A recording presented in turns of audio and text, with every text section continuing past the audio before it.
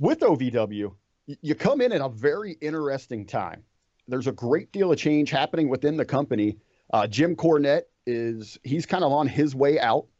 Soon after, we see the relationship with the WWE that begins to dissolve.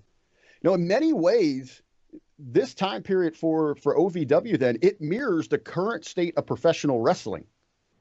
You've got so many talents, and more so, you've got staff. They're experiencing all of these uncertainties.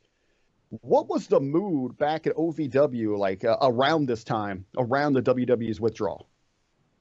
Yeah, so interesting you say that, because the closest thing I could relate to what's going on right now in the world with so many people losing opportunities all at once was probably back then, especially because literally right before that happened, we actually had a visit from Triple H and Shawn Michaels, who were, coming around, and it was interesting. They were like taking pictures of, well, not them, but they had people working for WWE taking pictures of the arena and everything, which we didn't think anything of, but they specifically told us, OVW is not going anywhere.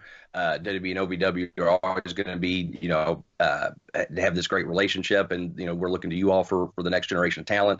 And then it was within literally the next month that we got the news, and most of us found out literally via reading it online versus getting any kind of phone call, that WWE had severed their relationship with OVW. And it was just an incredible feeling of loss, just to feel like you're part of the machine, and then all of a sudden you get discarded as we did. So it was an interesting time, and I'll say although it was, it was taken very negatively at the time, I have to say the next year or so is when I felt I really grew as a performer. And I think a lot of the other men and women that were there at the time also did, because I think, you have, again, the situation was not good, but I think in stressful and uncertain times, that a lot of times people take that opportunity to step up and try to absolutely make the most out of any opportunity they can. So I'd like to say, well, I wish it didn't happen. At the same time, I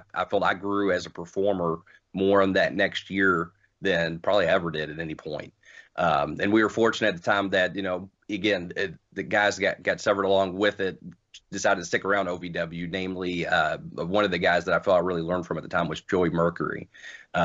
And he was released from WWE, but he stuck around OVW for the better part of the next year. And I felt like getting a chance to be on the road with him and doing a lot of shows and seeing how he approached matches, that I learned a lot. And being around a lot of the other guys that stuck around. Rob Conway was around at the time as well. Amish Roadkill was also down there. He was also released. And so, a few of those guys that were sticking around, were helping at least run the ship at the time. And a lot of guys stepped up for the opportunity, and that's part of the reason why I think OVW is still around today, is because instead of allowing it to defeat us at the time, guys decided to step up and make the most of the opportunities that were presented.